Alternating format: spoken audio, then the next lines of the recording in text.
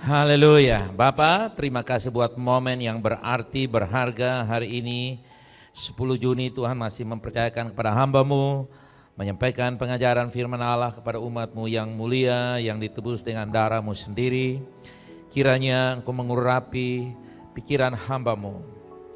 Biarlah berpikir oleh pikiran hamba-Mu, berkata melalui perkataan hamba-Mu, menyampaikan kebenaran Allah, memberikan iman dan kasih karunia kepada setiap kami yang mendengar berita ini. Dalam nama Yesus, katakan amin. Baik umat Tuhan, sebuah pertanyaan new normal, peralihan akhir zaman, memasuki sebuah awal masa penderitaan. New normal, apakah peralihan zaman memasuki masa awal penderitaan seperti yang diungkapkan Yesus? Ini sebuah pertanyaan yang terus kita harus tidak bisa tidak untuk mulai bertanya, karena momen ini adalah bersifat global dan saya begitu yakin bahwa ada Tuhan di balik semuanya ini. Ada rancangan Allah. Sekali lagi, new normal, peralihan akhir zaman memasuki masa awal penderitaan. Ini pertanyaan yang mari kita sama-sama akan temukan jawaban-jawaban dari Tuhan, firman Tuhan. Umat Tuhan, ada 5 peran salib sebagai penghubung zaman dan sejarah.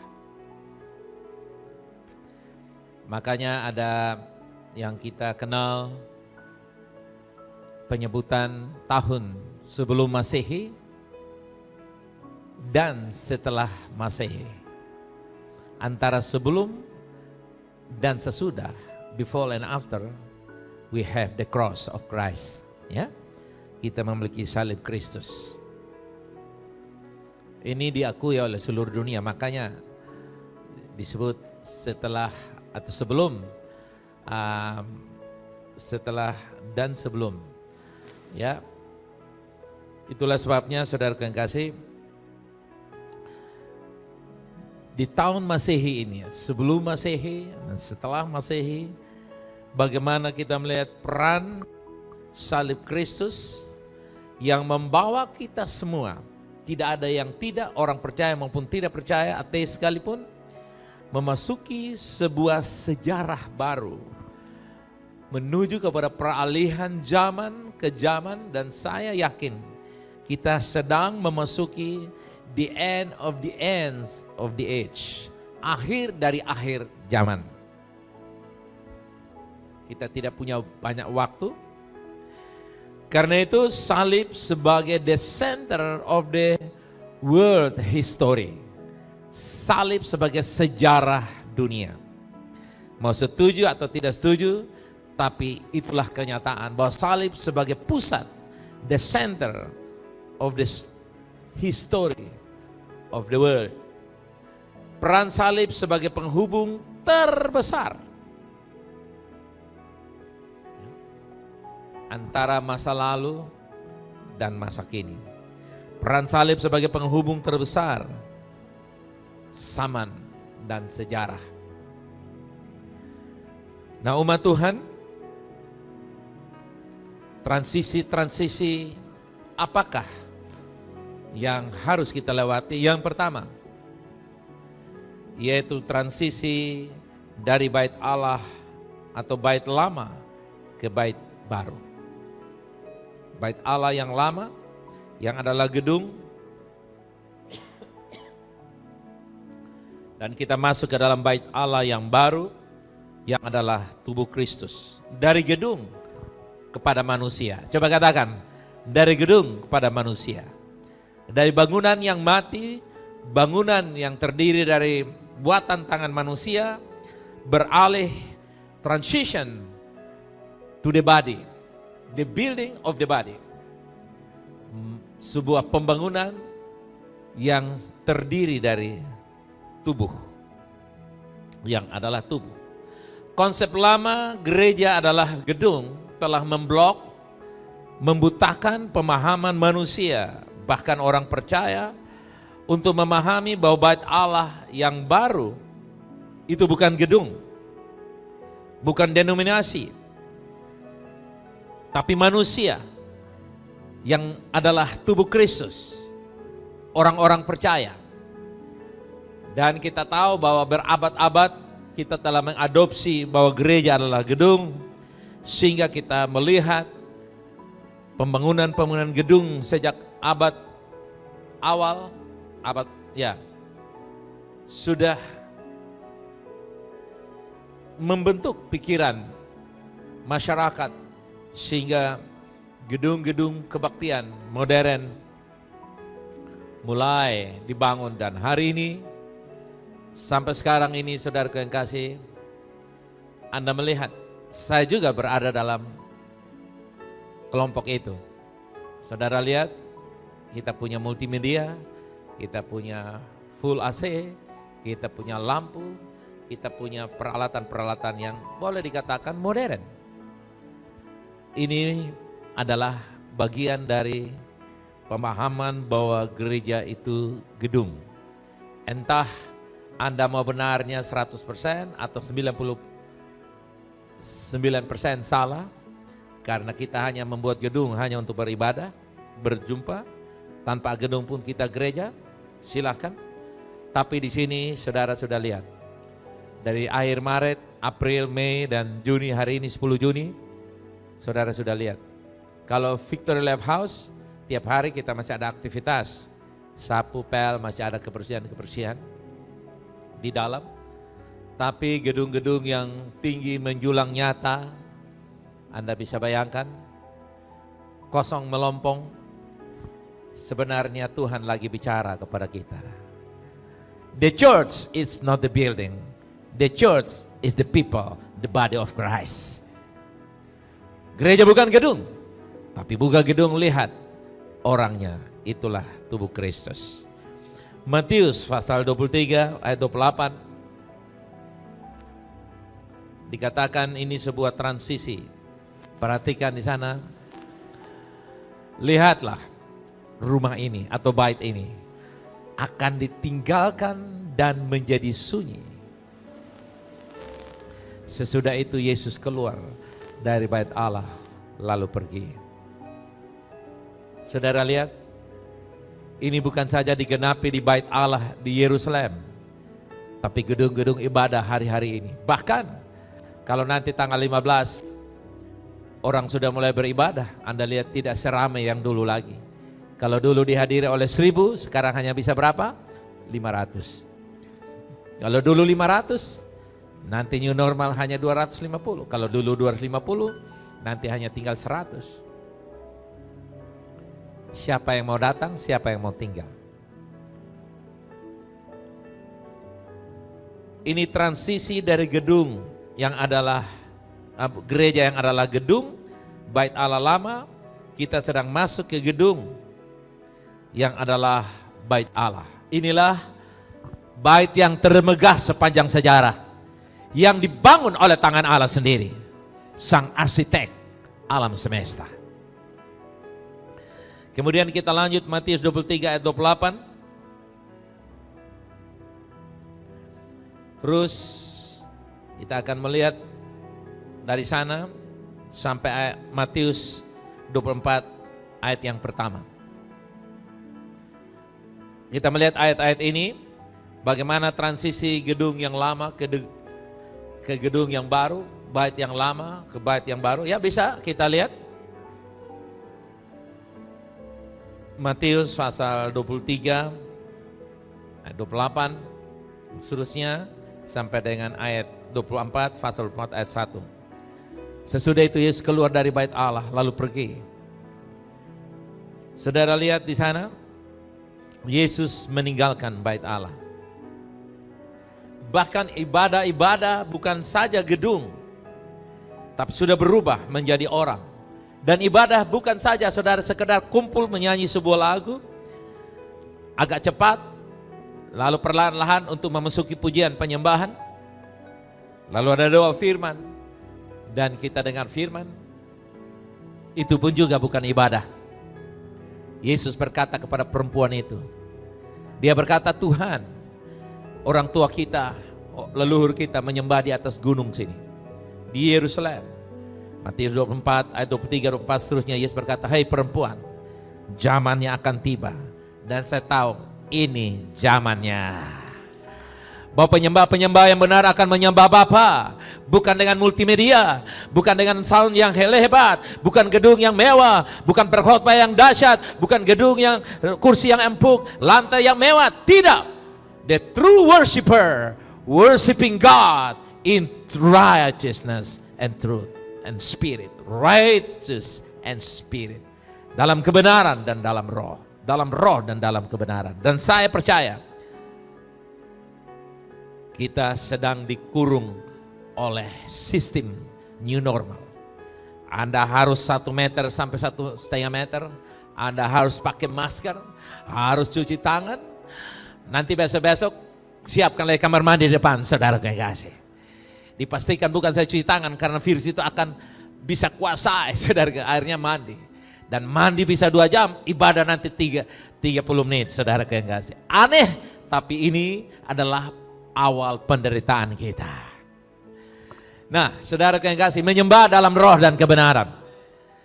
Jadi bukan di gunung, bukan di daratan, bukan di gedung, bukan di angkasa, tapi dalam roh dan kebenaran. Dan hari-hari ini bukan baru mulai, Tuhan sedang mempertegas kembali. Tuhan sementara garis bawahi apa yang selama ini dilangkahi, dilewati, bahkan dihapus. Tuhan sementara kembalikan, restorasikan kembali penyembahan yang benar, yaitu dalam roh dan kebenaran. Tidak pakai doa pembuka, doa tutup. Tidak akan lagu semangat, lagu lambat. Bahkan menyanyi elemoto pun orang bisa rasa hadirat Allah. Haleluya. Karena hadirat Allah bukan karena lagu, tapi karena kita ada dalam roh. Roh di dalam kita dan kita dalam roh. Kita berjalan dan dipimpin oleh roh. Worshiping in spirit. Nah, umat Allah, kita bisa selesai teologi, kursus Alkitab, sekolah Alkitab pagi, siang, dan malam. Tapi Anda tidak bisa mendapatkan ijazah, yaitu jemaat yang berijazah tamat menyembah Allah dalam roh dan kebenaran. You never finish, you never graduate from worshiping God in truth and spirit. Anda tidak akan punya sertifikat dan tulis tamatan penyembahan dalam roh dan kebenaran. Karena penyembahan Allah dalam roh dan kebenaran untuk selama-lamanya sampai selama-lamanya. Karena Allah adalah roh.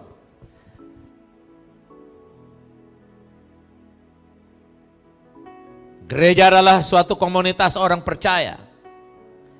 Mereka terikat sebagai satu tubuh, satu perjanjian, satu iman. Mereka bukan orang yang keliling sana sini dalam dunia ini. Tak satu tujuan pun yang mereka akan capai. Tapi mereka adalah orang-orang yang berkata, saya tidak sempurna, kamu juga tidak sempurna. Kita yang tidak sempurna belajar untuk menerapkan yang sempurna. Akan mudah, karena kita sadar kita tidak sempurna. Kita terikat, kita komit satu dengan yang lain. Itulah gereja, terikat. Online, offline, bukan masalah. Spirit dan jiwa yang menjadi masalah. Orang bisa offline, orang bisa tatap muka, tapi rohnya jauh, hatinya jauh. Orang bisa online, tapi hidupnya offline. Haleluya. Ini penting. Offline, online, no matter. Yang menjadi masalah adalah apakah kita terikat, tergabung, komitmen dalam sebuah umat Tuhan, gereja lokal. Itulah bait Allah modern yang dibangun oleh Yesus. Yang ketiga, berikut tanda bait Allah lama telah ditinggalkan. 3 tanda bait Allah lama telah ditinggalkan. Tanda yang pertama, Yesus berjalan keluar dari bait suci. Gedung macam apakah yang hendak kita bangun untuk Tuhan, kata Yesaya. Sementara satu kaki Tuhan di lautan, satu kaki di daratan. Gedung seperti apa? Setinggi apa? Sebesar apa? kursi tahta sebesar apa? Tidak, kecuali gedung itu sebesar hati kita, sebesar roh kita yang lapar dan haus. Itulah tahta Allah. Yang kedua, pada waktu Yesus disalib, tirai bait Allah terbelah dua dari atas sampai ke bawah. Yang ketiga, tentara Romawi menghancurkan bait suci secara total tahun 70 Masehi. Kita melihat Efesus pasalnya yang kedua, ayat 19 sampai 21. Demikianlah kamu bukan lagi orang asing dan pendatang, melainkan kawan sewarga dari orang-orang kudus dan anggota-anggota keluarga Allah. Ayat 20, yang dibangun di atas dasar para rasul dan para nabi, dengan Kristus Yesus sebagai batu penjuru. Ayat 21 dari Efesus pasal yang kedua, di dalam Dia tumbuh seluruh bangunan rapi tersusun menjadi bait Allah yang kudus di dalam Tuhan. Coba perhatikan baik-baik, ayat itu. Di dalam Dia, di dalam Kristus, Sang Pembangun bait Allah sejati, tumbuh seluruh bangunan. Tidak dibangun seluruh bangunan, tapi tumbuh, artinya proses pertumbuhan. Rapi tersusun menjadi bait Allah yang kudus di dalam Tuhan. Lihat.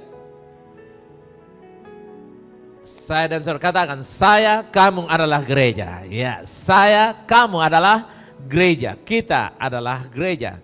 Bait Allah, bangunan yang dikatakan tadi terus bertumbuh, dibangun, tersusun rapi. Dan saudara lihat, Miss Corona telah membuat kita nanti tersusun rapi. Masuk, kita berjumpa nanti tersusun rapi.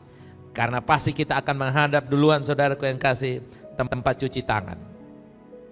Setelah tempat cuci tangan, kita akan ketemu dengan Aser. Itu pun jarak jauh. Sampai lagi saudara kasih kursi-kursi. Mungkin saya yakin pasti sudah ada nama, akan ada nama.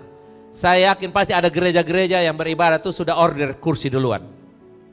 Kenapa? Karena orang tidak mungkin sembarangan.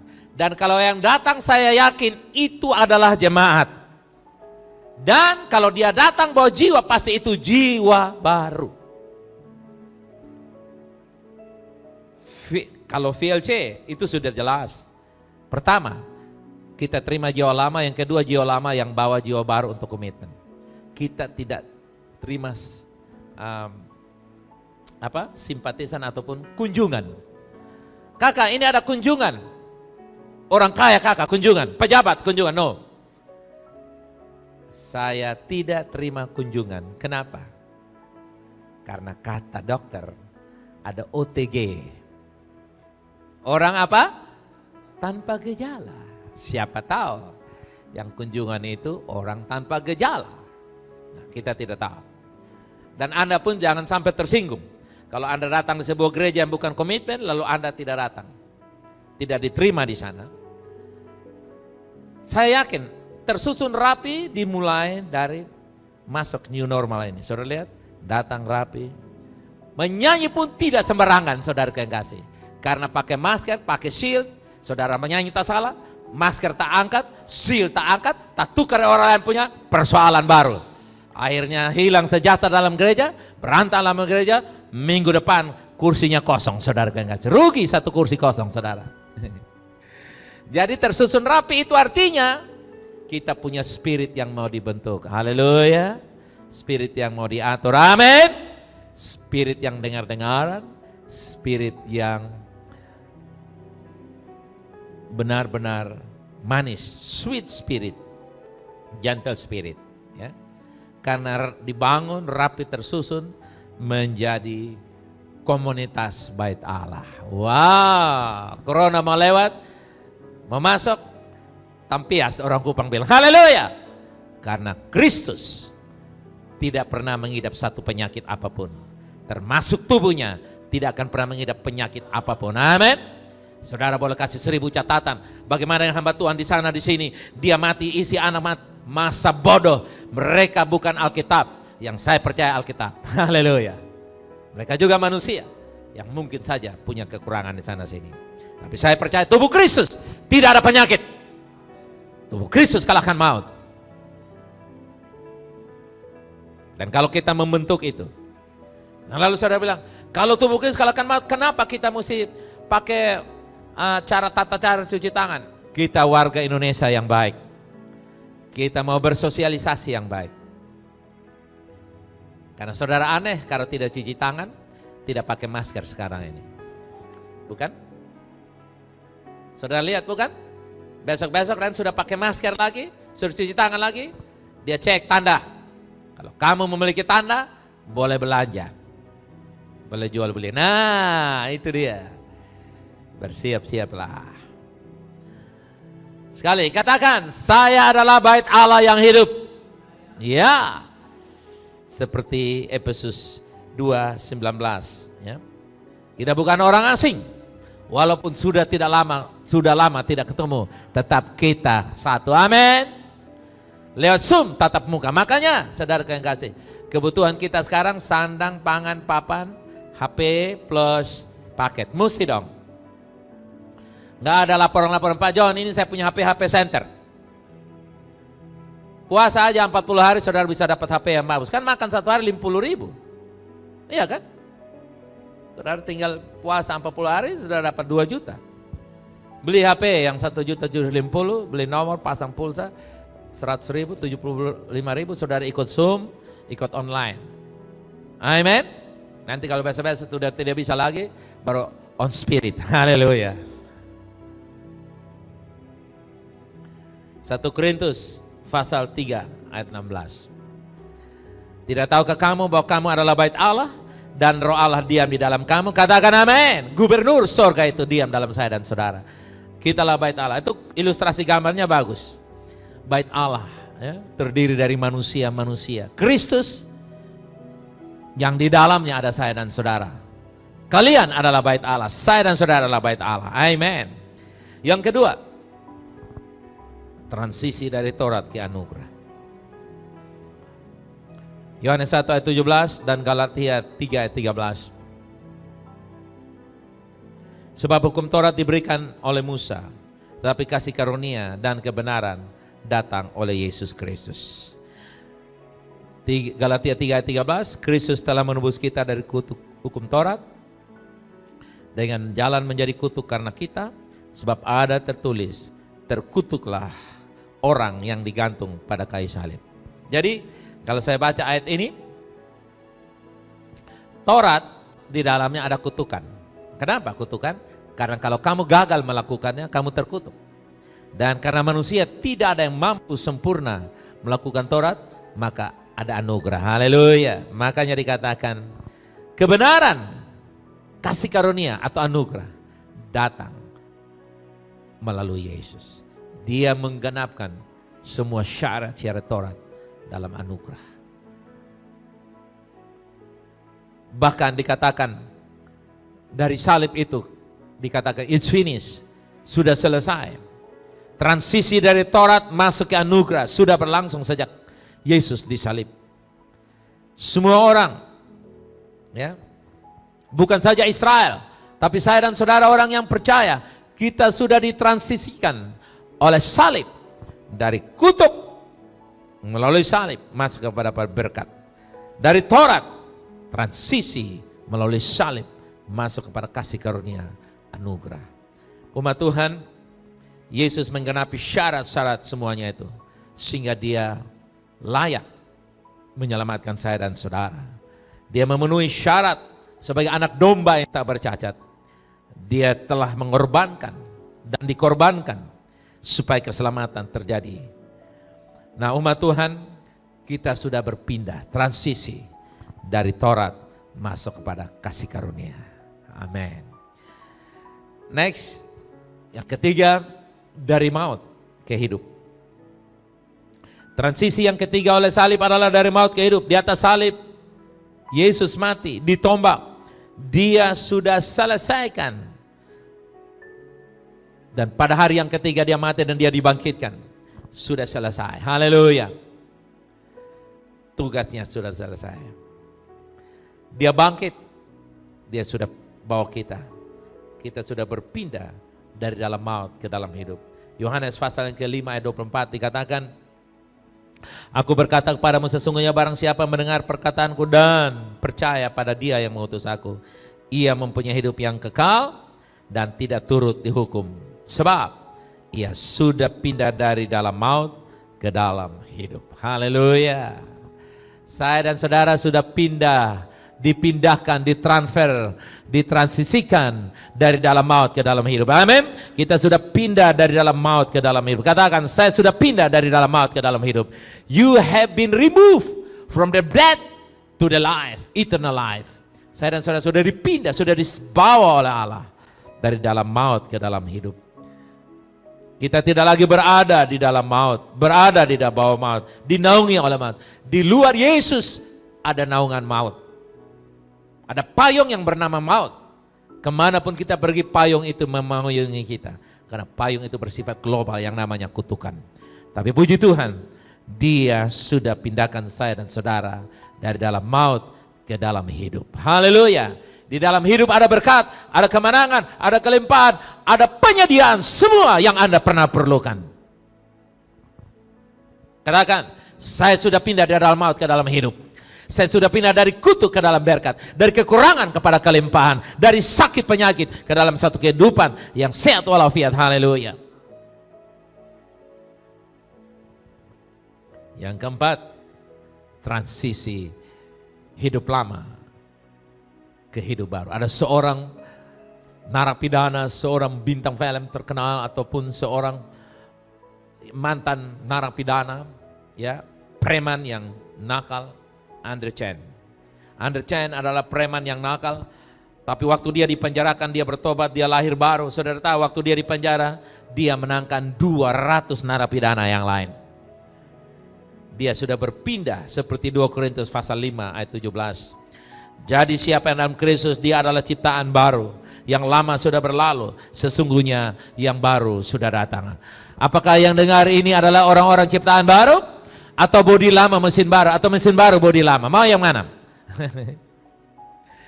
Mesinnya keluaran 62, bodinya 62. Tapi spiritnya renewing all the time. Haleluya. Bahkan tadi pagi baru ganti mesin baru, dibaharui lagi. Haleluya. Yang lama sudah berlalu. Kalau Andre Chen, Tuhan tolong, saya dan saudara juga Tuhan tolong. Kalau Andre Chen transisi dari lama ke baru, saya dan saudara juga Tuhan bisa pakai, Tuhan bisa rubah. Dan hari ini, bagi Anda yang mau alami transisi, Anda yang sadar bahwa Anda masih memiliki hidup yang lama, saat ini adalah kesempatan. Berpindahlah, beralihlah, pindah dari dalam hidup yang lama, maut ke dalam hidup yang baru, hidup yang kekal.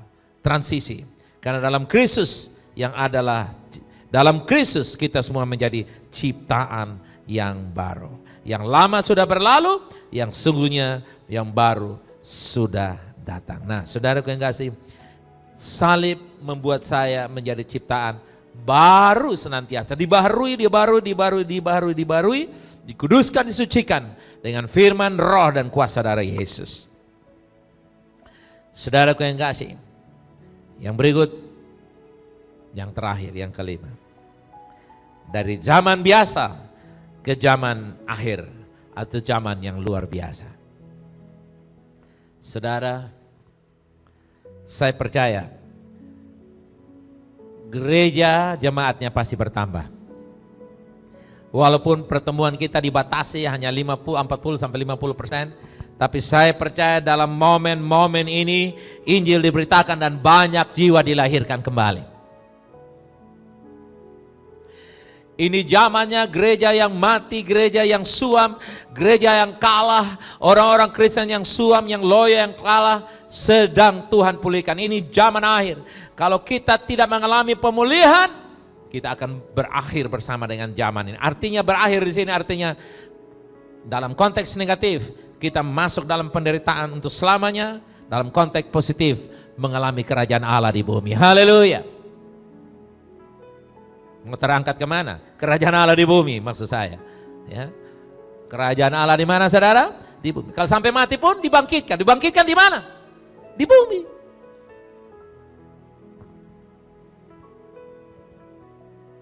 Zaman sebelum COVID-19 ke zaman new normal. Saudara, new normal adalah transisi dari zaman biasa ke akhir zaman permulaan penderitaan. Apakah ini memasuki awal persiapan 3,5 tahun Antikris? Big question. Tetapi menurut saya, new normal adalah tanda yang saya petik, tanda kutip, saya petik, yang saya percaya. Message yang Tuhan mau sampaikan, ini zaman memasuki era bukan saja new normal, tapi awal dari penderitaan. Seperti yang ditulis dari Matius pasal 24,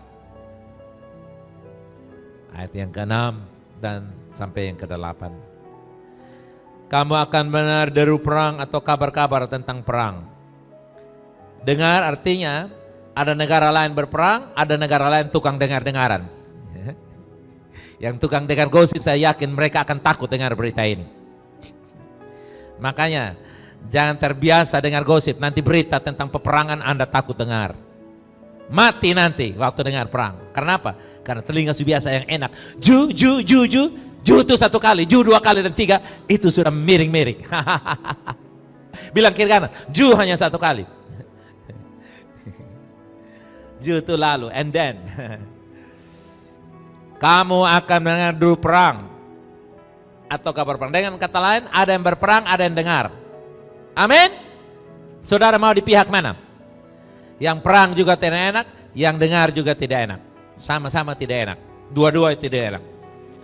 Namun berawas-awaslah, jangan kamu gelisah. Puji Tuhan. Roh dalam diri kita menolak gelisah keluar.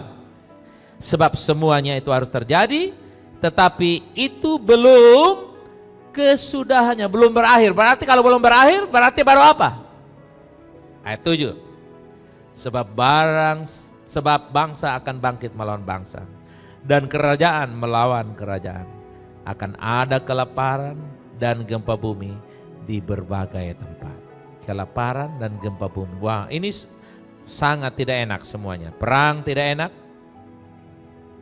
Perang itu bukan kue, saudara kasih resep baru, bukan. Itu membinasakan. Bangsa bangkit melawan bangsa, saudara bayangkan.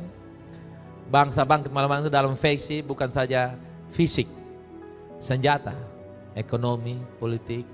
Saudara lihat. Ini sudah menuju nih, saudara, siap-siap aja. Ayat 8, baca bersama saya ayat 8. Akan tetapi semuanya itu barulah permulaan penderitaan menjelang zaman baru. New normal adalah permulaan masa penderitaan? Jawab sendiri.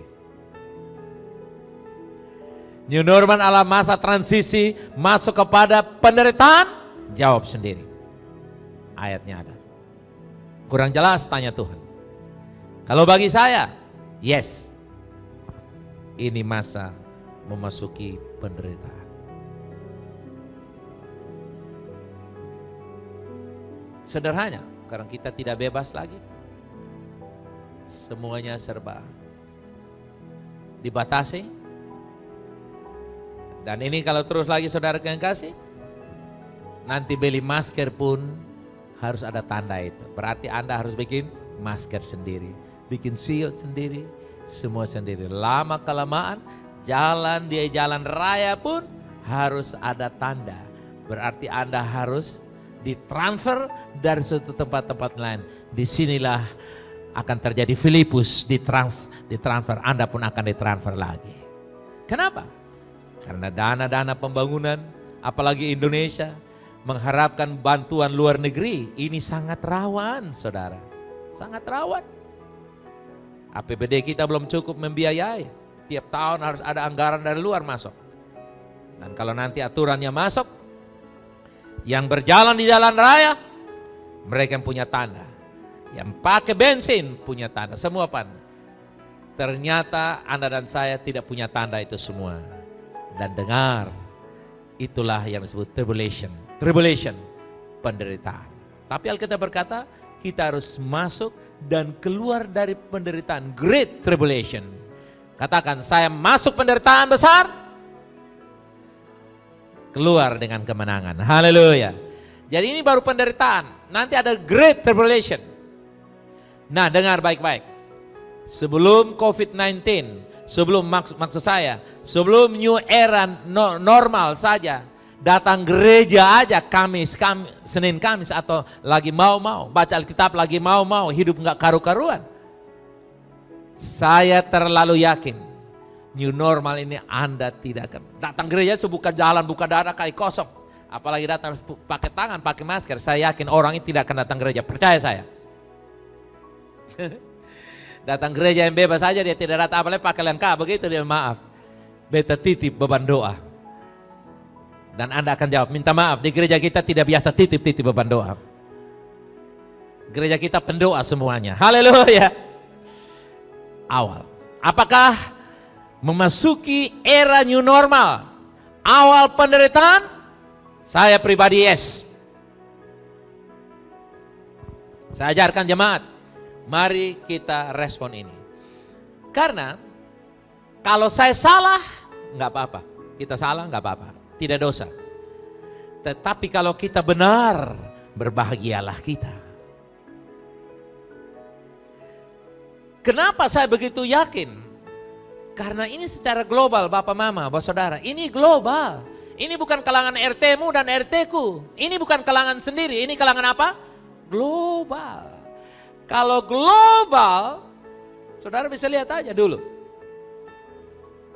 Saudara baca Alkitab, kelaparan global sampai hanya ada makanan di mana? Di Mesir.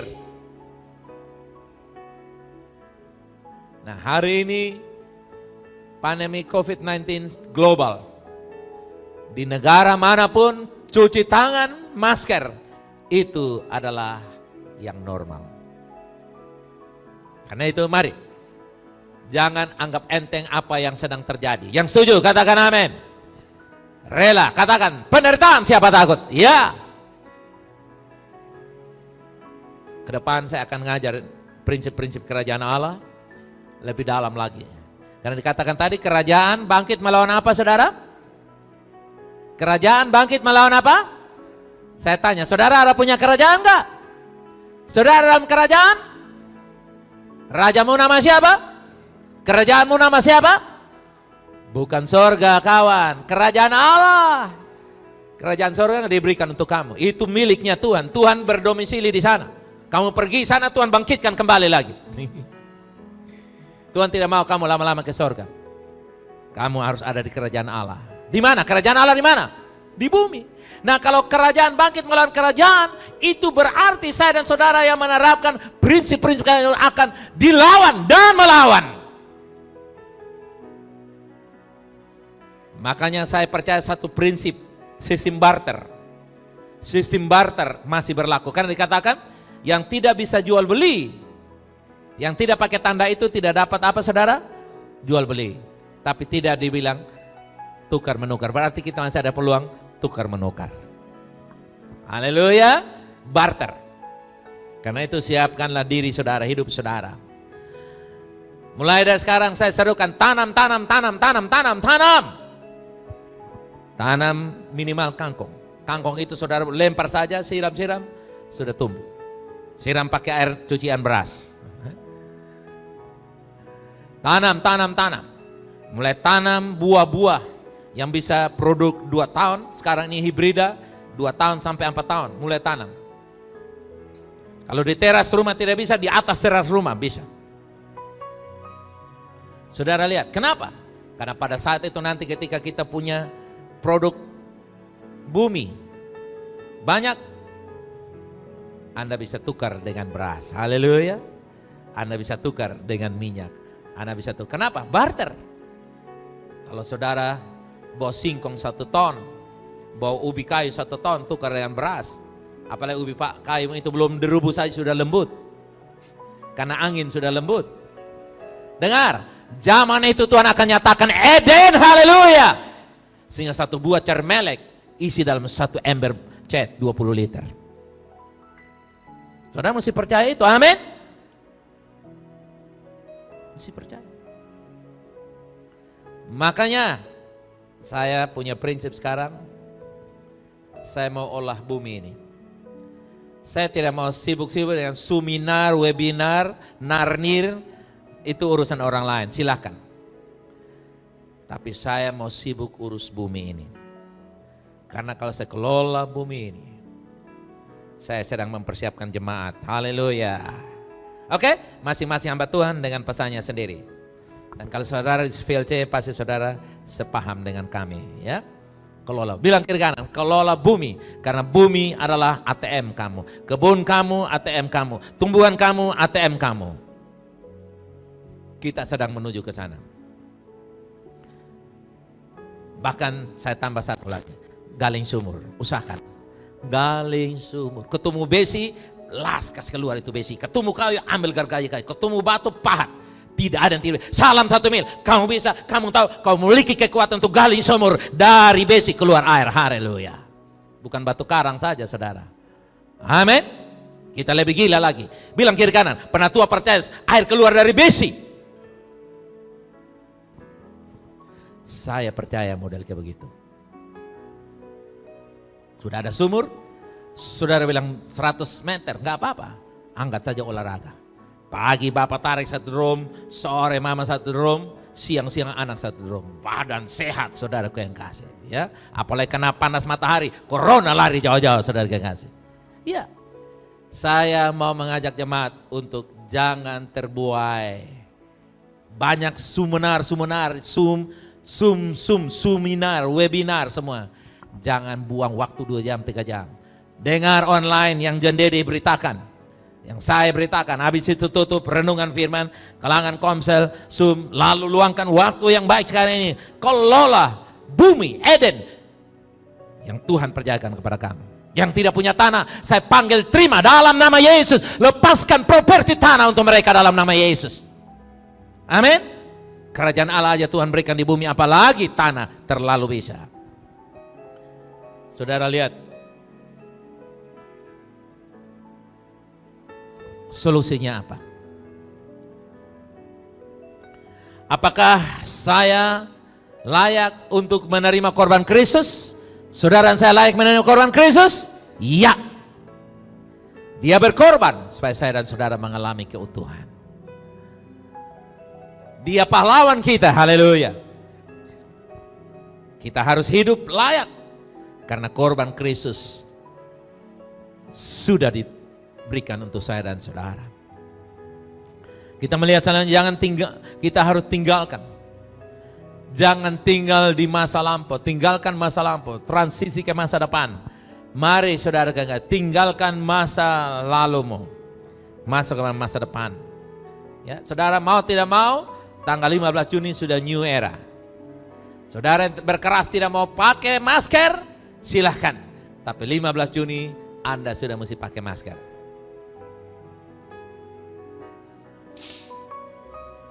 Tinggalkan masa lalu kita. New normal adalah babak baru peralihan zaman. Semua berubah. Setiap orang khusus di hadapan Tuhan. Anda memiliki fungsi, memiliki peran, karunia dan talenta, panggilan khusus untuk genapi maksud abadi. Kamu khusus di hadapan Allah. Maksud abadi Tuhan menantikan engkau. Engkau bukan orang pinggiran, bukan terbuang. Engkau bukan orang-orangan. Tapi engkau ada karena maksud abadi. Katakan, saya ada untuk mengenapi maksud abadi dari Allah. Kamu bukan korban zaman, kamu bukan korban corona, kamu bukan korban krisis. Kamu sudah mengalami korban krisis dan layak menerima semua yang Allah janjikan. Amin. Karena itu setiap orang khusus di hadapan Tuhan. Anda punya fungsi. Temukanlah pola mana. Next slide kita bisa lihat, saudaraku yang kasih. Temukan pola di mana Tuhan mau. Tuhan mau di mana? Yang di pendidikan minta hikmat, di sosial mendidikan hikmat, di politik mendidikan hikmat, di keuangan. Kembalikan pada ini. Ya, kita lihat posisimu di mana. Politik, minta hikmat Tuhan. Di sosial, minta hikmat Tuhan. Ya. Dia siapkan masa depan yang mulia bagi engkau dan saya. Keluar dari pola-pola yang lama, kebiasaan-kebiasaan yang lama, cara berpikir yang lama. Terima pikiran baru, transisi. Masuk ke pola-pola yang baru, yang Tuhan mau. Patron-patron yang baru, cara-cara yang baru, hikmat-hikmat dalam 7 dunia ini. Memang kita tidak bisa hindari IT, teknologi informasi. Oke? Kita tidak bisa hindari apa yang namanya fasilitas elektronik. Tapi Anda tidak boleh diperhamba dan menggunakan waktu yang habis di sana. Cari pola-pola apa? Dan ini saya akan terus mendoakan jemaat. Gereja hidup, Tuhan belum pensiun, haleluya. Gereja harus bangkit, kita dipanggil dengan tugas khusus. Temukan panggilanmu, temukan misi yang impossible itu. Mission impossible kamu apa? Temukan. Dari zaman ini, di bawah salib Yesus, Dia sudah memberikan semuanya kepada saya dan saudara. Datang pada Dia, tersimpu di bawah kakinya. Minta kepada Dia, Yesus tolong saya Yesus. Di akhir zaman ini saudaraku yang kasih, ini zaman yang paling luar biasa, zaman yang paling exciting menurut saya, zaman yang paling menggairahkan. Jangan fokus kepada kabar perang, celaka, malapetaka, sakit, penyakit. Itu bukan untuk saya dan saudara, haleluya. Semuanya terjadi hanya meneguhkan bahwa Allah kita benar, Dia berfirman. Maka firman tidak akan datang kembali. Karena Dia berkata, dalam diri saya dan saudara ada tanda milik kepunyaan Allah. Karena itu hari-hari ini saudara yang kasih, tinggalkan caramu yang lama. Mission impossible. Tuhan sedang tawarkan misi Tuhan. Katakan, Tuhan berikan misimu kepadaku Tuhan. Apa yang Tuhan mau itu yang saya mau. Saya mau masuk dalam 5 transisi ini. Dan kalau Anda siap, saya akan bawa dalam doa saat ini. Khususnya bagi mereka yang belum tahu mati masuk ke surga atau ke neraka. Dihukum selama-lamanya atau hidup kekal bersama Yesus. Anda yang belum punya kepastian keselamatan pagi hari ini, siang sore ini, saya mau berdoa untuk saudara. Kalau Anda mau didoakan karena belum punya kepastian keselamatan, taruh tangan kananmu di dada, ikut doa saya. Katakan Tuhan Yesus, katakan Tuhan Yesus, sore ini saya percaya Engkau dalam hati saya, bahwa Engkau sudah mati dan dibangkitkan oleh Allah. Dengan mulut saya mengaku bahwa Engkau adalah Tuhan, Juru Selamat saya. Ampuni saya dari segala dosa dan kejahatan saya. Lahirkan saya kembali. Penuhi saya dengan Roh Kudus-Mu saat ini. Dalam nama Yesus. Doa yang sederhana ini membuat Anda pindah dari dalam maut ke dalam hidup. Nah, jemaat Tuhan, Victory Life Community, rekan, partner, sahabat, mari. Saya mau berdoa untuk Anda sekalian. Tuhan, aku berdoa supaya kami temukan mission impossible kami. Dalam 7 area di mana Tuhan mau tempatkan kami. Jangan ada seorang pun yang nganggur Tuhan. Sementara kami masih hidup sehat. Sementara kami masih mau hidup 1000 tahun lagi. Mari Tuhan, kami tidak bisa lari meninggalkan bumi ini. Toh kalau kami mati, kami juga akan dibangkitkan kembali ke bumi ini lagi. Itulah aku berdoa, bicara kepada kami. Taruh maksud-Mu di hati kami. Biar kami semua boleh penuhi maksud abadi dari Tuhan. Jangan seorang jemaat pun keluar dari maksud abadi-Mu Tuhan. Jangan satu keluarga keluar dari maksud abadi-Mu Tuhan. Laki, perempuan, tua, muda, kecil, besar. Tuhan, apapun kami, aku berdoa dalam nama Yesus. Tuhan, aku berdoa Bapa. Biar kami Tuhan menemukan panggilan-Mu Bapa. Menemukan kehendak-Mu Tuhan. Aku berdoa Tuhan, tolong kami VLC Tuhan. Tolong kami memasuki era baru new normal ini dengan penderitaan. Aku berdoa, roh kami siap, jiwa kami diperlengkapi dengan firman-firman yang kami renungkan. Kuatkan kami Bapa. Biar kami semua temukan Saya lepaskan hikmat dari Allah. Terima hikmat dari Allah untuk engkau sukses di areamu, di domainmu. Terima dalam nama Yesus hikmat dari Tuhan turun atas engkau. Hikmat turun atas engkau. Untuk pelajar, mahasiswa, untuk guru, untuk bisnis, untuk dosen, untuk polisi, tentara, untuk karyawan, karyawati swasta maupun negeri. Dimanapun engkau berada, saya lepaskan I release the wisdom. Hikmat di new era ini turun dalam nama Yesus. Hikmat Tuhan dalam new normal life. Terima dalam nama Yesus. Kami menjalankan hidup dalam new normal life dengan gaya kerajaan Allah, dengan hikmat kerajaan Allah dalam 7 dunia di mana Tuhan membawa kami. Terima kasih Bapa. Kami terima panggilan Tuhan. Segala penghalang-penghalang disingkirkan dalam nama Yesus. Surga terbuka dan kami terima insight dari Roh Kudus, dari Allah Bapa di surga. Oleh Roh Kudus mengimpartasikan kepada kami kehendak Allah untuk melakukan tugas yang mulia di dunia mana yang Tuhan tempatkan kami. Terima kasih Bapa. Kami mengucap syukur Bapa di dalam nama Yesus. Yang percaya katakan